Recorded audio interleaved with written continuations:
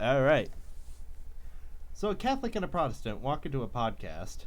The Protestant says, "Dude, this is the third time you've told that joke. Give it a flippin' rest, man." I implied with my eyebrows as I stared devilishly into the camera. Ooh. Wow. You're having way too much fun with that. But in any case, Yes, I am. welcome one and all. In YouTube and in podcast land, you are listening to the Tangent Kings. Roll it.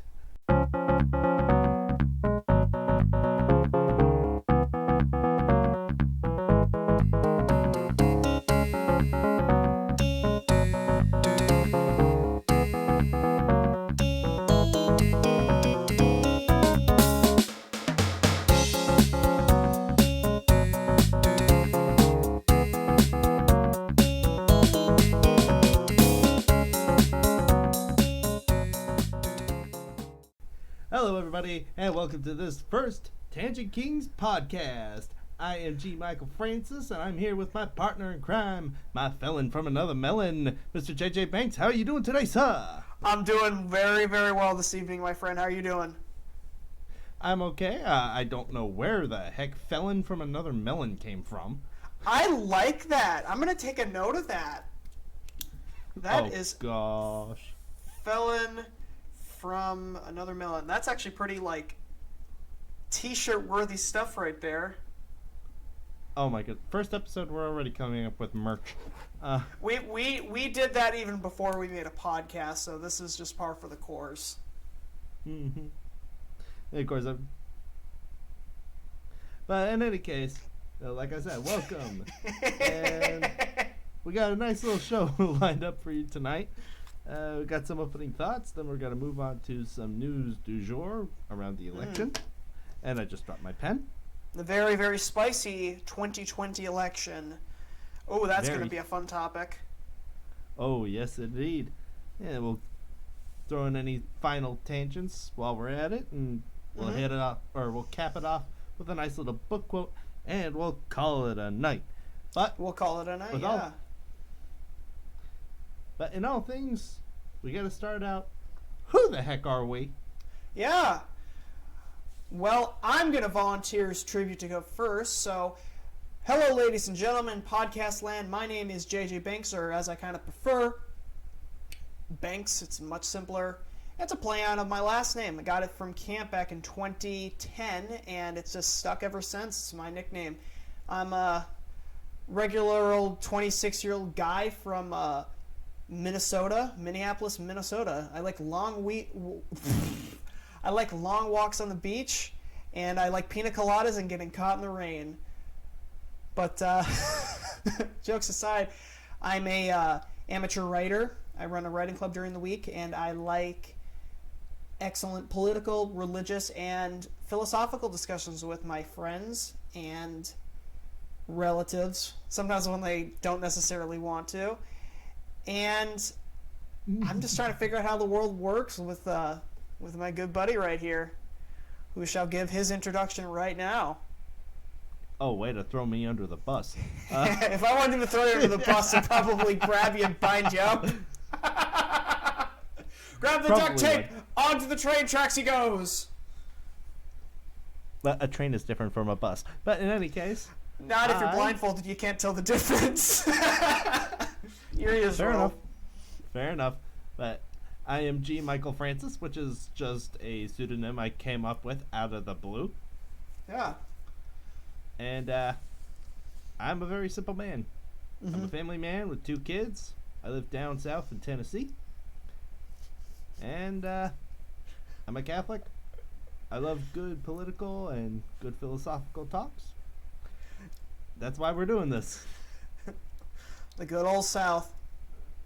It's funny, folks. We were talking a little bit before the podcast, before we started recording. And I asked him, I said, so when you met your wife, did you ask her if she's from Tennessee? And he says to me, she is from Tennessee. He's like, no, it's a pickup line. It's like, oh, no, I didn't ask her if she's from Tennessee. He's like, yeah, next time you see her, ask her if she's from Tennessee. Because you're the only 10 I see, baby. 10 I see. Oh, good Lord. Yeah, and he rolled his eyes even harder when I told it before we started recording. And I'm like, I heard that in like high school. And it's like, that was my reaction to it too. And I'm like, oh, it's the worst pickup line I've got. But it's actually pretty funny though, because it's like dad joke. It's like, what's your name? Hugh? Oh, it's Hugh. What's your last name? Mungus? That's the joke. Well, it's actually kind of funny because you mentioned me rolling my eyes, and I actually did roll my eyes. For context, we're communicating over Discord voice. He can't see me, I can't see him, but no. that was timed perfectly. Speaking of perfect timing, let's move on to our opening thoughts, shall we? Fantastic! It's a great time to move out of that one. Just back it up, beep, beep, beep. Oh, we're gonna get back on the highway and oncoming traffic. No. Let's go. Before we get into a bus train wreck here, we're having a good time. Yes, we are, and that's why we're here. We're gonna talk about some serious things, but we're here to have a good time. Yeah, we are. Moving on to our opening thoughts, and I figured I'd start off with a sort of general social philosophical basis, just to get a feel of who we are. Don't act so surprised. I sent you an outline. Oh, you did? Of course. We have an outline? I didn't know this. I might have just clicked off of it and not read a word of it, but what would I know? Yes, we have an outline and we're prepared, folks. Somewhat. We're pretty prepared. As far as two new podcasters can be, but we know where we're going. We just don't know which highway we're using to get there. Exactly. But anyway, moving on to our opening thoughts. Just some social philosophy, and I summarized it in the outline as what I call the social trifecta. Ooh. Wait, did you actually read it? No, I did, but that was one of the things when you wrote the social trifecta, I thought, that's going to be a fun topic to explore. So when you say social trifecta, what do you mean by that? Well, I mean, what a good society would have, or what it needs to function. And the short version I have down, and what we can discuss, is the three components: the church, the state, and the family, all working together for the common good, for the better of society. And we have this view, for lack of a better term, of this trifecta. Right. Wow. Right. But it's one of, the church is over here in its little corner, and then you have, the individuals, because we don't have the family anymore, because that's apparently white supremacist now. Yeah. And then you have the state, which is supposed to hold these two in their respective corners. I don't know, like a reverse Professor Snape in Goblet of Fire. Right. You know exactly what I'm talking about. Harry Potter, that is 12 points from Gryffindor. That wasn't what I was talking about. Umbridge's office. You gotta laugh about this stuff, man. Yeah, considering Umbridge was Order of the Phoenix, not Goblet of Fire. Full disclosure, I have yet to get to that part of the series. I read the first 3 books and the first the first 2 films. I haven't even gotten to Goblet of Fire, so I'm just pulling this right out of my butt at this point. My name is Severus Snape. Ronald Weasley. It's Leviosa! Oh, Leviosa! That's a reference to an Oni cartoon. Anyway, Yes, so we're I talking know. about social trifecta.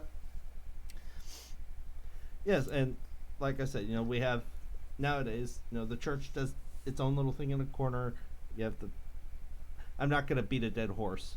And then you have the state just sort of holding them into their own corners. Yeah.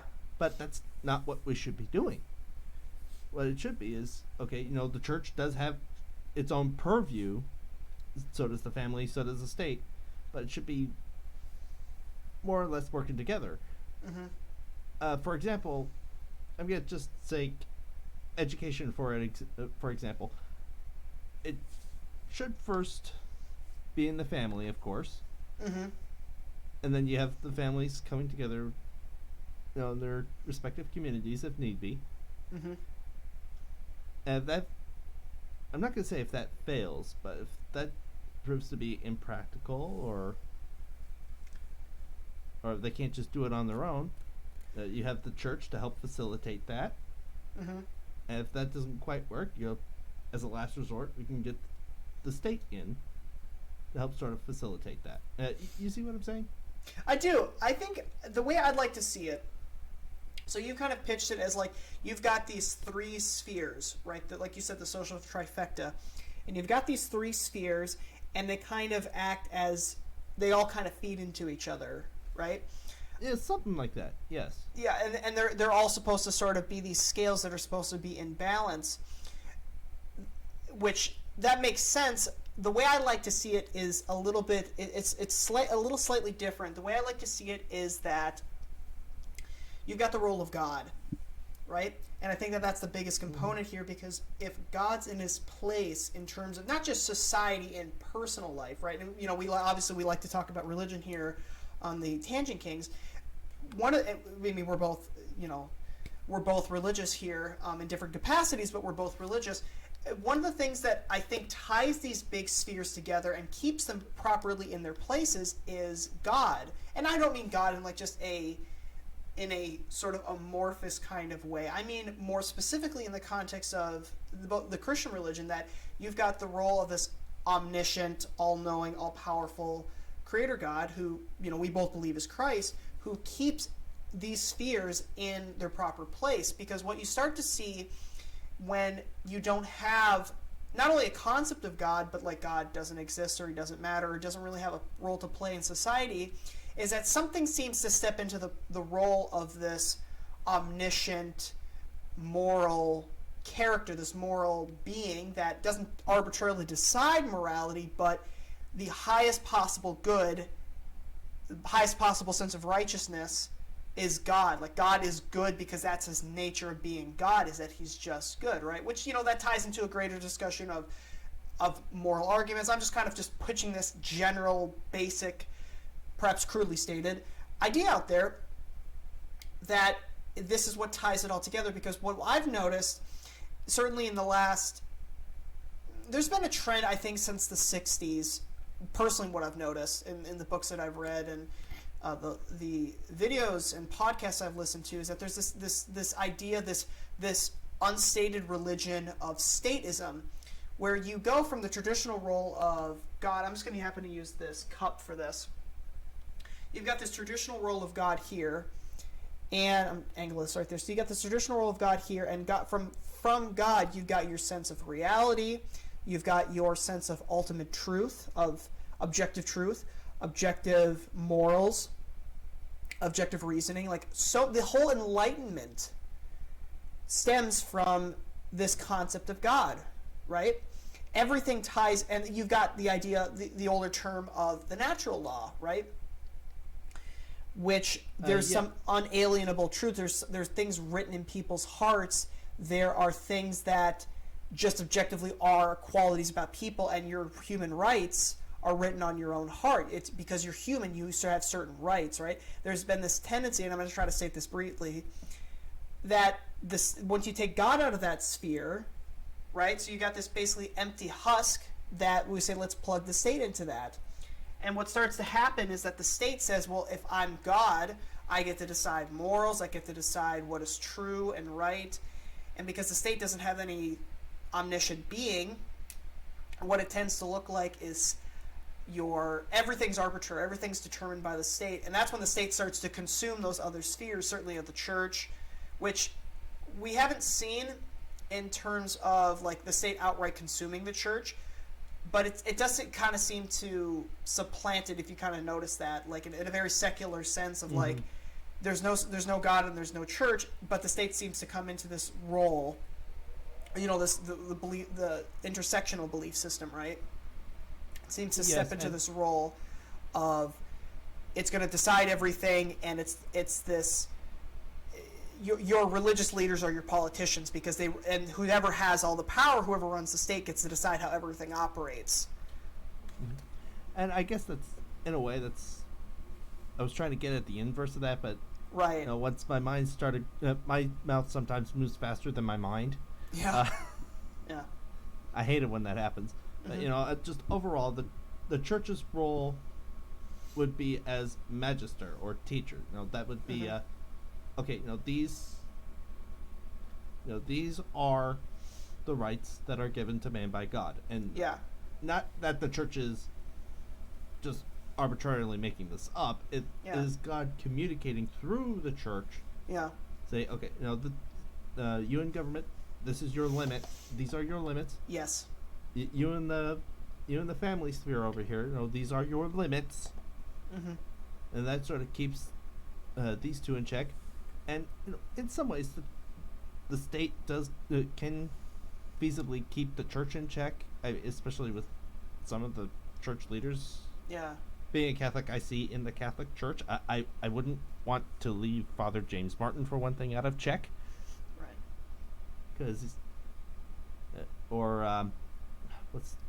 what's the one I was just thinking about? Or McCarrick. Definitely don't want to leave someone like McCarrick out of check. I'm for the sake of the little ears, I'm not going to go into details about that. But, right. But he's the one that I don't know if you saw the report that came out of the Vatican recently about abuse allegations. No, I didn't. Well, a report came out about, and it was somewhat centered around McCarrick. Mm-hmm. Or Cardinal Theodore McCarrick, former. Out of, I think he was the Cardinal Archbishop of Washington, D.C. Yeah, go read it for yourself, because it's humbling. Let me put it that way. Yeah. But you see what I'm saying? Yeah. The state can keep certain people in leadership in check. Make sure they're not overstepping their bounds, not infringing on the rights of the family or the duties of the state. As much as I would like to see this trifecta, I want to be clear. I do not believe that the church should have policy-making power. That is within the purview of the state. Yeah, the state. I don't want a Christian version of Iran. Right. We don't want a theocracy. Yeah. But yeah, almost derailed. But anyway, go ahead. I know what you mean. Your point is, what you're saying is that the church and the state. I mean, it's obviously we're Americans, and that's a very American way of thinking about it. But I think it's a system that works. Is that once you start when you start merging the state and the church together, right? You start merging your religious framework, your sense of purpose and meaning and reason for existence, your whole philosophical and fundamental framework for making sense of reality. When you put that in the state's hands, you're giving the state powers that it should never ever have. Which isn't to say that religion can't guide state policy. That's a discussion people have, and the society kind of decides as a whole, or a nation decides as a whole. But we know that the state and the church should not be separate, or they should be separate. That the state has its own sphere of influence, and the church has its sphere of influence. I mean, the funny thing, for example, as just a brief mentioning of the larger point here, when about, I think it was back in 2014-15 when gay marriage was a big discussion, a simple solution to the whole situation of it, of like, should this be state recognized or not, and there's a bigger discussion there there's a lot of other philosophical underpinnings, but one component of it that certainly I thought, this is an idea unique to me, but one component I thought of is like, just let the church recognize a marriage on its own, and if you want to get certified with the church, you go and you adhere to what the church believes, and be it Protestant or Catholic, whatever, you adhere to the church values to get recognized by the church. But if you want to get recognized by the state can decide what it wants to do on its own, or the people who elect state representatives decide how they want to define it on their own. Just have those two separate spheres, but obviously there's a much bigger discussion going on of how do you define marriage in general, which, that's outside kind of the framework of what we're talking on the podcast today, and, I'm certainly no expert on that subject, but I'm just mentioning that when you leave those two spheres alone as separate, society tends to be a lot healthier but what I think it was an interesting point you were bringing up a minute ago as well is maybe it's not the comparison I think of between the U.S. government and the church, for example, is that you've got the Supreme Court. And the Supreme Court isn't meant to have a variety or diversity of ideas on it. What it's meant to do is just interpret the Constitution. That's what it's supposed to do. It's almost like we're going to keep the country reined in and in check according to the Constitution. That's what it's supposed to do. That's what it's designed to do, right? So it's almost like a guiding hand to some degree, that the direction the country goes and the legal system makes sure that it still follows these foundational documents that gave us, in my certain humble opinion, that the greatest nation that has yet to exist on this planet. It keeps the nation in check, and I think the church is meant to be healthy, connected with God, and keep, in a lot of ways, societies in check. Like, not like to say that they're supposed to be oppressive and moral bigots or hypocrites, right? I mean, let's face it, we're all hypocrites to some degree, which is why we need the church and ultimately God. But it's like it keeps kind of our excesses reined in. It keeps us like more focused. It helps, like, it gives us like clarity. Now I'm saying that the church gives meaning, but like it's like as an institution, it seems to me that it helps people understand not necessarily maybe how the world works, but it seems like there's just more of a moral discussion that seems to take place in society. I'm not exactly sure how it's supposed to do that and what that looks like, but in my mind, just from a kind of a conceptual attitude, because I think through things as I kind of talk through it, it makes sense that it's supposed to be this. I'll pitch it this way. I'll pitch it the way Christ put it. It's supposed to be like a light on a hill, right? Like everything around its darkness, it's supposed to be that light on the hill that sort of helps you make sense of everything going on around you. Sort of the way C.S. Lewis put it, right? That I believe in Christianity. I'm paraphrasing him. I believe in Christianity the way I believe in the sun. It's by the sun that I see everything around me. Without the sun, I don't see anything. I'm just wandering around in darkness. Mm-hmm. Although, just to kind of go back a little bit, I would like to get rid of one word and replace it with another, if I will. Instead of saying a separation of church and state, I would say there is a distinction between church and state. Because remember, yes, these are two components that are to be working together in the interest of the common good. Mm-hmm. Now, not to be two separate things. Like I said, you just go off your own corner, you do your own thing, and then we're just going to do our thing. Yeah, that's a really, really good point, because I've heard the argument my whole life that when you say separation of church and state, that means that there can be no religious anything in the church. It has to be secular and has to be religiously neutral. And what's frustrating about this is basically saying that your religious framework or your way of how you see the world work, or that you make any kind of policy based on that, is automatically wrong. The only thing that's true is cold, hard, rational atheism, right? And I'm not saying everybody believes it, but I've heard that argument over and over and over again, or as a way of justifying this. Get rid of all mention of God and religion out of state texts, and it's like, well, number one, the founding fathers many of them were very religious people. Not all of them, but a lot of them were. But number two, when you say there's a distinction between the two, when you're not saying they're the same thing, I think that is probably the best word you could use. Like saying, when you say there's a separation between the interior of the car and the engine, right? It's like, well, they all inevitably interwork with each other. But when you say there's a distinction, you're saying these are separate parts that don't do the same thing. Like your air conditioning component of your car might tie in at some point to the engine, because you need the engine and the battery on to if there's a mechanic out there, forgive me if I'm butchering this. I'm not an engineer. I'm not a mechanic. But the whole system of the vehicle works together. The tires work with the wheels, work with the axles, and and that ties into the engine, right? They're distinct, but they're not the same thing.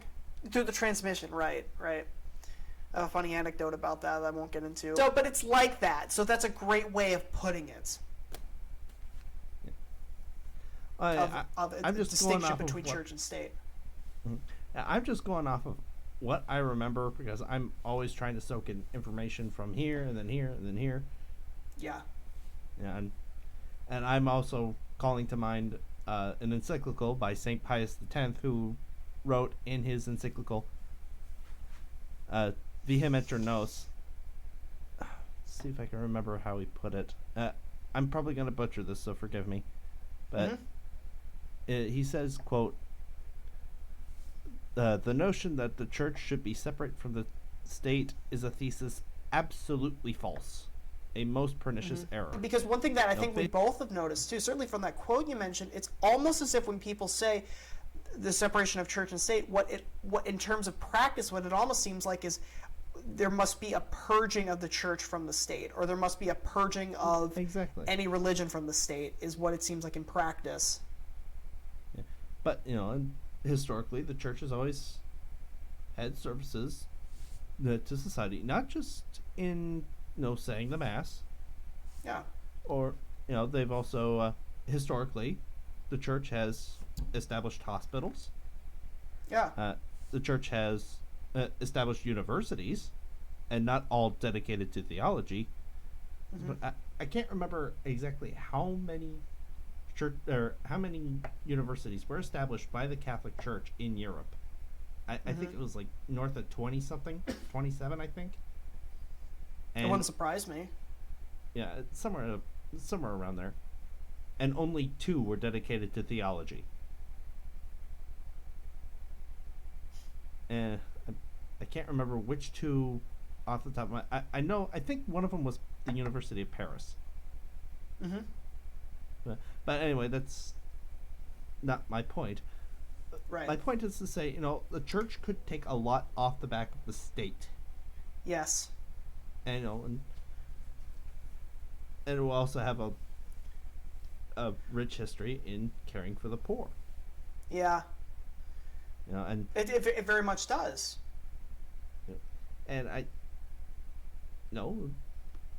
people say, the Vatican has all this stored up wealth. Well, yeah, let them use it. Yeah. I've also heard from, this is a brief aside, there's a famous entrepreneur named Dan Pena who, in his lectures on building businesses, says you do not ever want to mess around or underestimate the Vatican, because they will shred you to pieces. There's a reason why they've been around for thousands of years, and they do not mess around.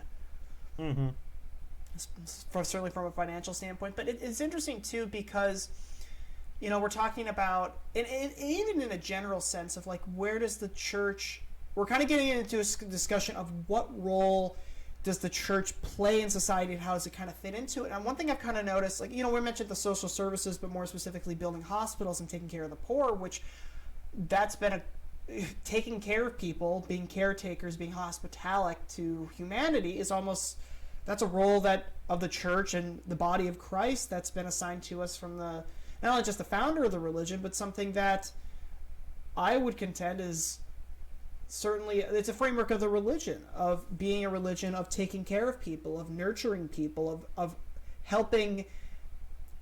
Reconciling man to God is Christ's responsibility. It's God's job, obviously, but we're ambassadors of Christ in human form. We're not perfect. We're not. I don't think we're called to be perfect. We aim to be, and we come up short, and we ask for forgiveness. It seems to be the cycle. But the thing I was going to say is, it's interesting how the state seems to... you mentioned how the church could take a lot of these burdens off the state's back, but the state is so power hungry, especially these days. It's it's like a leech. It's like we're going to take as much off the church as much as we can so we have power. They don't care about doing it better. They don't care about, the state doesn't care about whether they're more efficient about it or if it helps people more. They just want to do it for the power's sake. That's why a lot of these politicians are even in power or in the positions they are. They don't care about taking care of their constituents or taking care of the people in the counties or the cities that they represent or the parts of the state they represent. A lot of them don't care. Some of them do. A lot of them don't. What they seem to care about is, I'm powerful. It's this petulant, childish behavior of, I'm going to lie and I'm going to bull-ass with people, right? I'm going to dink around as long as I get the one thing that I want. And it's like this power at any cost. And it's like this bloodlust of like, I get to control the state and I get to control this, and how dare you take money from me? Those taxes are mine. I will tax my people into oblivion and I control them and I demand their destiny. And it's like this tendency of like, and then that's a tendency of Marxism, but it's this tendency of like this mad Emperor Palpatine kind of like glowing eye Sith power of like, I will do anything it takes to make sure I stay in power. And that doesn't show fruits of the kingdom of God, for example, of loving your neighbor as yourself and humbling yourself before your fellow man, and but certainly before God. It's this, I will dominate and I will seek out blood and I will spill blood as long as I remain all powerful. It's this ego trip.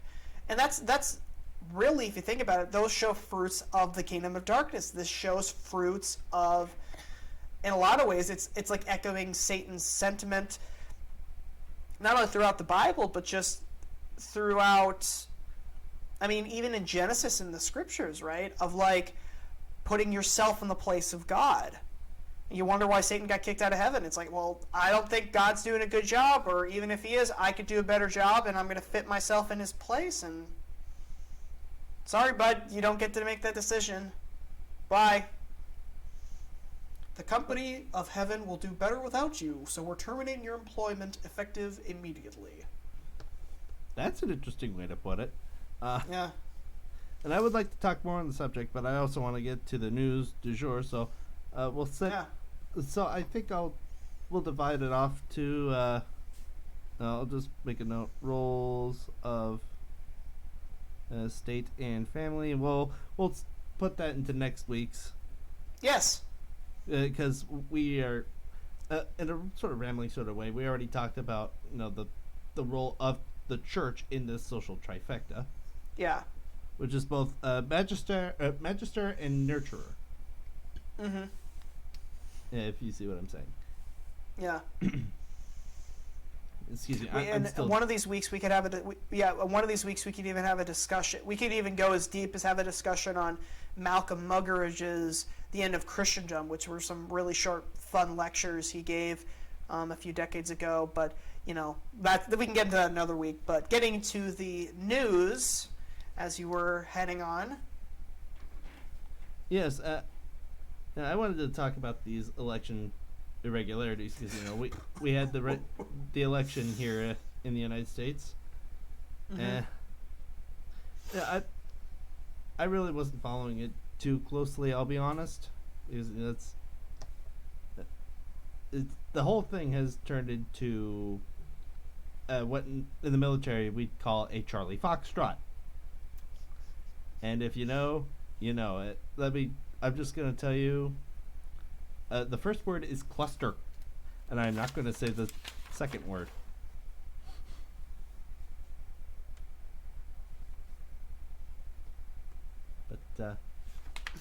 But one thing I wanted to focus on, and I was actually just watching Steven Crowder before we started this, and an interesting development out of Michigan. Have you been hearing about it? Oh, I have been following this stuff pretty closely. Not Michigan specifically, but the general, all the voter fraud going on. It is,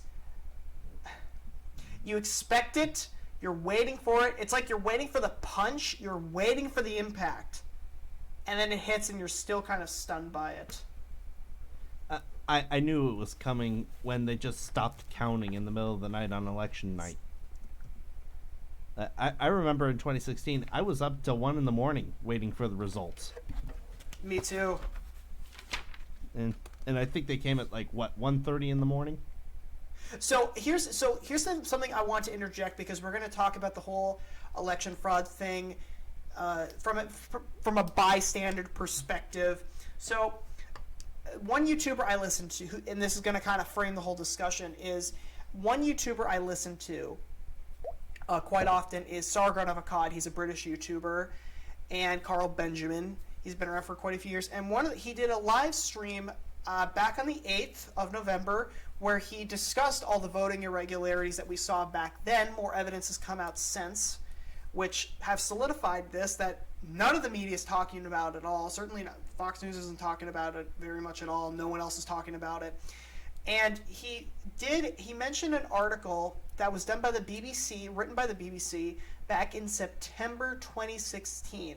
And I just wanted to list off these bullet points very briefly that kind of frames some of the things that we've seen in the voting situation in 2020. So one of the things that is in this article mentioned by the BBC, it's not available anymore online. I can send a link to the live stream where he mentioned it. He had to pull up an archived version of it because BBC is very political, and if something doesn't fit the narrative presently, they're going to edit a lot of the things they have available, like a lot of sites. But the 6 signs they mentioned in this article on a fraudulent election, and they used a lot of examples from the Iranian election and smaller fraudulent elections in the African countries specifically, is the 6 points they mentioned that you can tell the election was fraudulent. This was the first one, was that there's too many votes.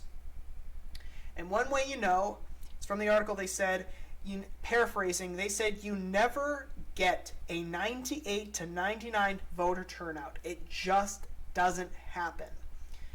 Mm-hmm. Another thing you notice, and we'll talk about these more in detail in the U.S. election, but the second thing you notice is that you have got a high turnout in specific areas that seem to swing the whole thing towards one candidate or the other. You also have a large number of invalid votes. You can't verify the votes. It's just a large number comes in. You don't know where they came from. They're just like, they're fraudulent. The fourth one was that there's more votes than ballot papers issued. So say that only 50,000 ballots were issued, there's 100,000 votes. Where did the 50,000 come from? Nobody knows. The fifth one is that the results don't match I wrote this down too quickly. Basically, the results don't match the voting cycle. And so what that means is, I'm going to draw this very briefly and hold this up, that what you see, I'm going to draw this line here in this box, and then I'm going to draw some more lines here in this other box. Now this is just me improvising this real quick, but what happens is that in a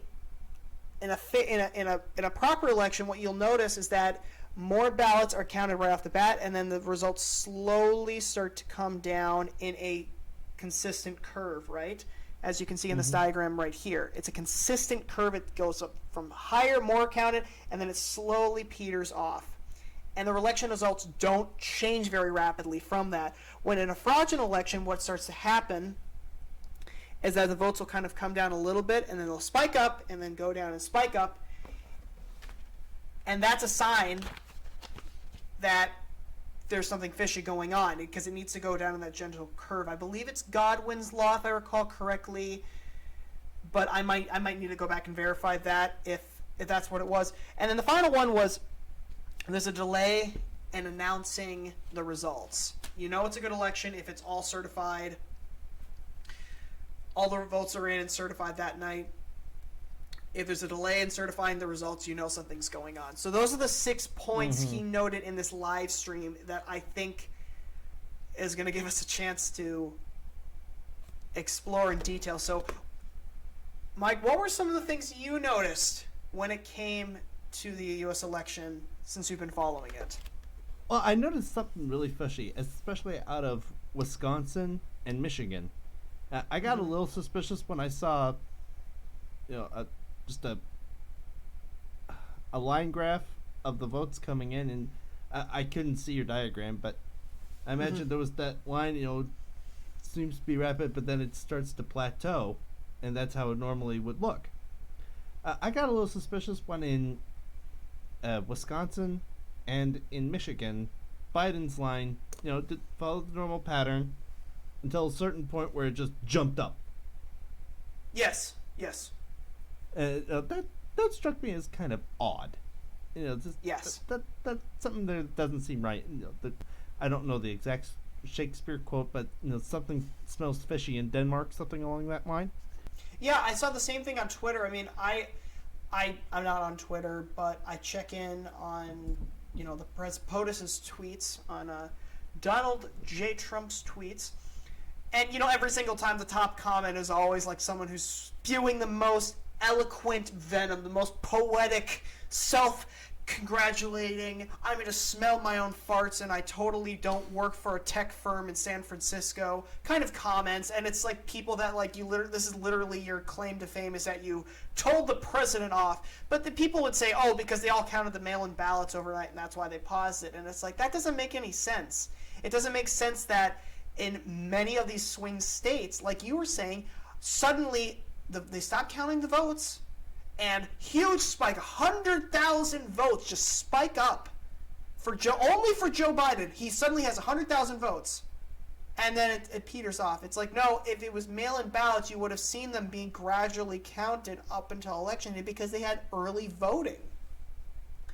And a lot of Trump voters, myself included, voted in person. And so what you should have seen is Joe Biden had these initial numbers, and this did happen. He slowly started petering off because more Joe Biden voters voted by mail. Not all of them, but more of them voted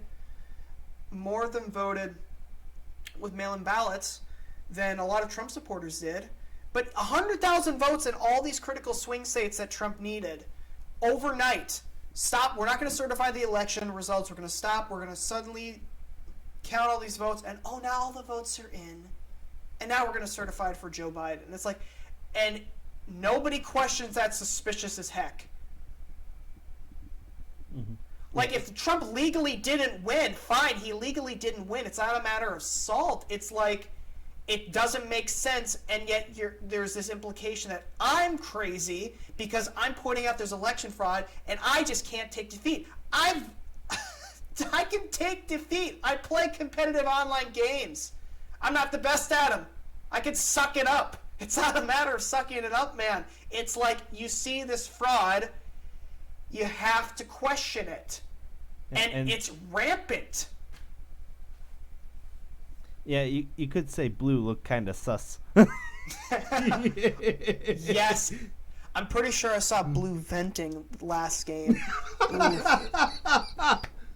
Yeah, he was... he had a tote following full of, me into electrical. I don't know what. Self-report blue. Actually, no, it's not. So you got blue, and then you got teal over this. And New York Times, like, I'm going to accuse Red of doing all the things that I did, even though that I know full well it's blue doing it. Anyway, Among Us references aside. I was talking, like, propaganda tactics. For an episode, that'd be fun. But yeah, you see this nonsense going on. I see this nonsense going on. The media is stone dead silent about it, and it's like, I like Trump. I want him to win. I don't want us to be a socialist country. I don't want globalist Chinese, not only Chinese Communist Party members to like rule all of our so many of our corporations. I don't want Chinese Communist corporations presiding over all of our institutions. It's the world is like being taken over by this malevolent entity that I don't know what it is and I don't know where it came from, but it's like it's taking it over and it's like it's installing this authoritarian regime, and then all of a sudden you're pushing back on it. It's like, no, and you're the fascist, you're the white supremacist. It's like, no, I'm not. I like people being treated equally, not equity. I like people being treated justly and fairly. I don't like authoritarian regimes, but you see, I can't condemn them because I'm the fascist, right? It's like, screw you, man. I don't like communism. I don't want your intersectional statism. I just want to live in a country where you get to say what you want, I get to say what I want, and you don't have an authoritarian government telling people what they can and can't say and believe. That's just what I want, but I'm the radical alt-right person for saying that, right? Please. It's so frustrating. It's so frustrating. It's a mad, mad, mad, mad world. I'm not sure how many mads were supposed to be in that title, but... Let's add in one every single day that passes until hopefully Trump wins the election. But you know, well, that's going to be one. That's going to be one long movie title. Yes, it is. But it's just crazy. It's frustrating. It is, well, because it's like it's so much is at stake. So much is at stake. Not only just the direction of the country, but it's just like you're the biggest power in the world, and what happens in the U.S. trickles down to everyone else in some way. It's like if our society crumbles or turns into a police state overnight, I mean that trickles everywhere else. I mean, I heard Reagan used to say things, and I supposedly Abraham Lincoln said the same thing too. But Reagan supposedly said, because I haven't verified, I've heard him say, no, he did say this. I've heard him say it in speeches. He said it's man's last best hope in the United States. And I always kind of thought, oh, that's just Republican nonsense. That's just conservative propaganda. But you start to look at it and you compare the United States to other societies in the world and other countries, and you're like, oh my gosh, like he was right. Like, not that I'm trying to say man in salvation rests, the salvation of mankind rests on mankind's shoulders, but because it rests on God's shoulders, and it did rest on God's shoulders. That's why he died for us. But how rare it is in history to get a revolution that doesn't turn into a chopping block for another authoritarian regime. Like you overthrow one regime to turn into another authoritarian regime, and it just rotates, right? The American Revolution is rare. It's unique in history. You don't see it. How many good societies out there are there in history? Not much. Certainly not one based on so much compassion and empathy that ours has been based on. Certainly turned into over the last 20 years. It's like you don't see this. You don't see it often. So it's like so much is at stake, and you feel so helpless, and it's like, well, what am I supposed to do? Right? Mm-hmm. And that's where a lot of frustration comes in, and it's just like, then the person who listens only to CNN, and I don't want to ramble for the rest of the time, but I hear this all the time, like, oh, they're not social distancing over there, and I should call I heard a lady say this at work, like not at my job, but I was in line for food, and this lady was saying loudly, this cook, she's working there, she's saying, they're not social distancing, I should call CNN and report them, and it's just like, I didn't say anything to her, because I was like, are you listening to yourself talk? I'm going to go tattle to a news organization. What are they going to do? They're going to say, well, this news article said you're not social distancing, so you're being a bad boy. It's like, and the whole virus is another discussion, but just, it's all this stuff happening where there's only one view that's allowed, there's only one perspective that's allowed to be out there, and they can scream about it all they want. And guys like you and me were just like, I disagree, but I'm not by default allowed to say anything about it because I'm whatever 4-letter expletive with an IST afterwards on it. It's like, you feel helpless, you see it kind of burning to the ground, and it's like, what do you do? What do you do to stop it? That is a good question. Yeah. But one I would like to get to at a future date. Yeah, we'll have to talk about it more. But like you always say, it's neither here nor there. But it's all frustrating stuff. Mm-hmm. And in any case, we're coming down to our final few minutes of our time. So, yeah. Do we have any final tangents on your end? No, I think that covers a lot of it. I mean, we talked about kind of the role of church and state in society. We talked a little bit about statism, and then we talked about how much is at stake in the elections and all the fraud we've been seeing. You had some really good thoughts on the church as well, and the social trifecta, the way you called it as well. We covered a lot. Mm-hmm. Yeah, and I think if it were any more rough, we could light a match on it. But I think it was a good start. But yeah, I think we did a much better job than we give ourselves credit for our first official show. If that's what we're gonna if that's what our pilot is, yep. Welcome to our pilot episode. But it's just you love something and you don't want to see it all burned to pieces because you know you're not going to get another chance once it's gone. Exactly. But, I like having religious freedom. Thank you very much. As do I. But in any case, the acknowledgements, we don't have any right now, but there will be in the future. So, before we close it off, Mr. J.J. Banks, your book quote, sir. Hello. I got this. So on the website band.video, they had a little segment they did, and I saw this about a week ago that hit me really hard, where they were talking about President Trump, and they had a segment of Trump, like a montage of him, and they put it over by a reading of "If" by the poet Rudyard Kipling, and this is the first time I ever heard this poem, and I thought, man, I gotta share this. So I'm just gonna read this poem out to you because this really, it hit, when I heard this, I had to listen to it about 5 times. It hit me really hard. So here it is, quote, "If" by Rudyard Kipling.